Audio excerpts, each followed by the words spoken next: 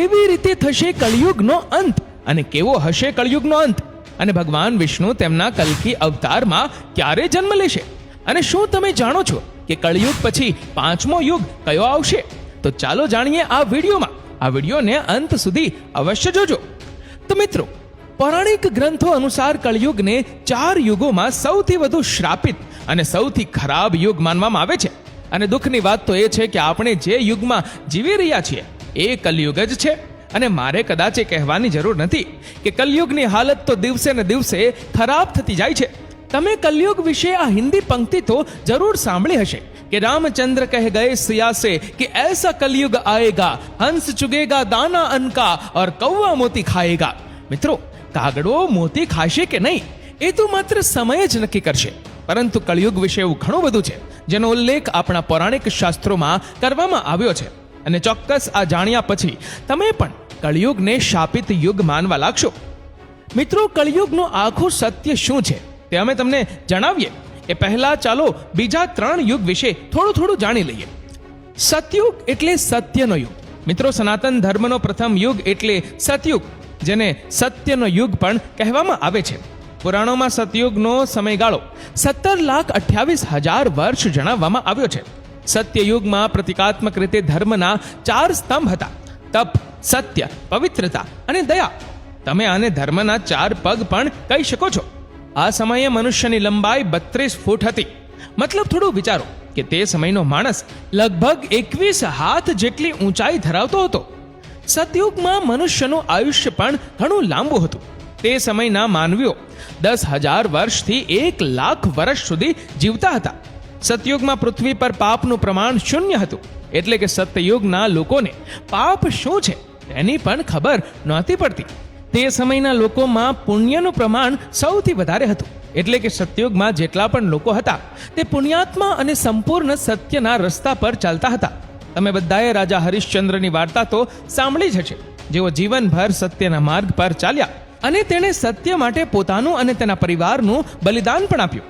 સત્યયુગના સમયે જ રાજા હરિશ્ચંદ્રનો જન્મ થયો હતો. ત્રેતાયુગ કે પછી રજતયુગ. મિત્રો, સનાતન ધર્મનો બીજો યુગ ત્રેતાયુગ કહેવાય છે. આ યુગનો સમયકાળ 12,96,000 વર્ષનો હતો.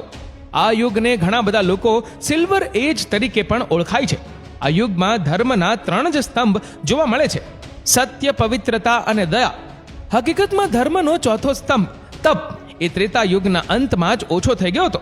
ત્રેતાયુગમાં માણસની લંબાઈ 21 ફૂટ એટલે કે લગભગ 14 હાથ જેટલી હતી અને તેની ઉંમર લગભગ 10,000 વર્ષ સુધી હતી. ત્રેતાયુગ આવ્યો ત્યાં સુધીમાં સમાજ વર્ણોમાં વહેંચાઈ ગયો હતો અને તે સમયે સમાજમાં બ્રાહ્મણ, ક્ષત્રિય, વૈશ્ય અને શૂદ્ર વર્ણો અસ્તિત્વમાં આવ્યા હતા. આ યુગમાં લોકો પોતાની ફરજોનું પાલન કરતા હતા, પરંતુ તેમની અંદર લોભ અને ઈર્ષ્યાની ભાવનાએ કબજો કરી લીધો હતો. તેથી જ ત્રેતાયુગમાં પાપનું પ્રમાણ વધીને 25% થઈ ગયું હતું અને પુણ્યનું પ્રમાણ ઘટીને 75% થઈ ગયું હતું. જ્યારે આ યુગમાં ભગવાન વિષ્ણુએ તેમના વામન અને રામ અવતારમાં અવતાર લીધો હતો અને તેની સાથે જ રાજા બલિ અને રાવણ જેવા મહાન રાક્ષસો પણ આ જ યુગમાં થઈ ગયા હતા. રાજા બલિ, જેણે ભગવાન વામનને આખી પૃથ્વી દાન કરી દીધી હતી, જ્યારે રાવણ, જેણે માતા સીતાનું અપહરણ કર્યા પછી પણ તેને સ્પર્શ પણ નહોતો કર્યો.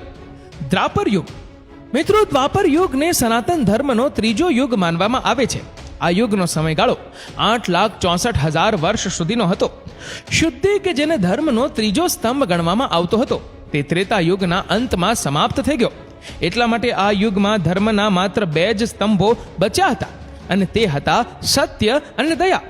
આ યુગમાં માણસની લંબાઈ ઘટીને 11 ફૂટ જ થઈ ગઈ હતી, એટલે કે લગભગ 7 હાથ જેટલી, અને ઉંમર ઘટીને ફક્ત 1000 વર્ષ થઈ ગઈ હતી. આ યુગના લોકો તેમનું કર્તવ્ય ભૂલી ગયા હતા. વાસના, ક્રોધ અને લોભ જેવી લાગણીઓ લોકોના મનમાં પ્રવેશી ગઈ હતી, જેના કારણે આ યુગમાં પાપનું પ્રમાણ પણ વધીને 50% અને પુણ્યનું પ્રમાણ ઘટીને 50% થઈ જ રહ્યું હતું. એટલે કે આ યુગમાં અડધા મનુષ્યો પાપી હતા અને અડધા પુણ્યશાળી પણ હતા. જો કે ઇતિહાસનું સૌથી મોટું યુદ્ધ મહાભારત દ્વાપર યુગમાંના સમયાંતરમાં જ થયું હતું, જેમાં એક સંપૂર્ણ સમાજ વચ્ચે એક સ્ત્રીને શરમાવવામાં આવી હતી. આ યુગમાં ધર્મનો વ્યાપ વધારવા માટે ભગવાન વિષ્ણુએ તેમના કૃષ્ણ અવતારમાં અવતાર લીધો અને યુદ્ધની શરૂઆત કરી હતી.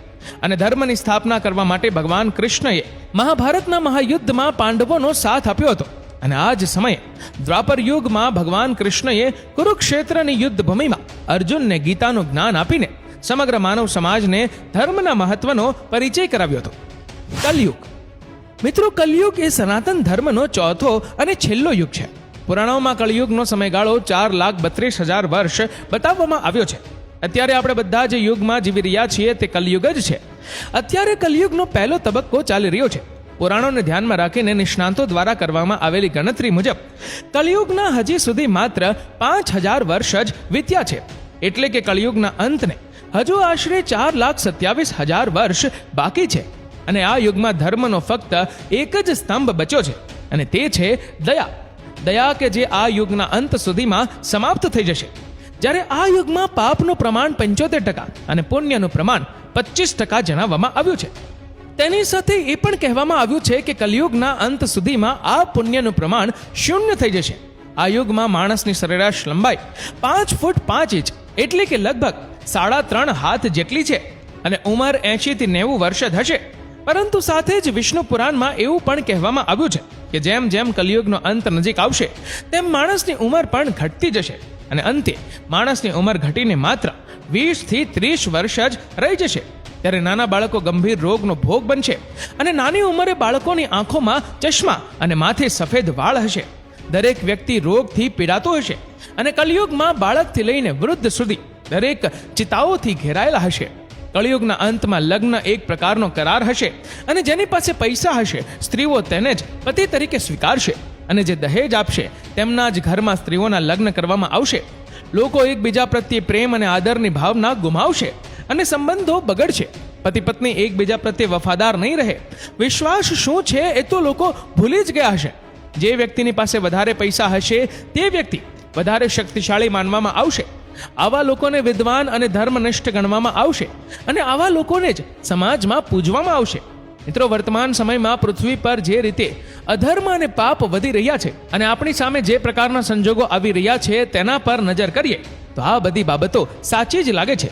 ધાર્મિક ગ્રંથો અનુસાર કલયુગના અંત આવવાનો હશે ત્યારે પૃથ્વીના એક ભાગમાં લોકો પૂરના કારણે તણાતા હશે, તો બીજા ભાગમાં લોકો દુષ્કાળના પ્રકોપનો સામનો કરતા હશે.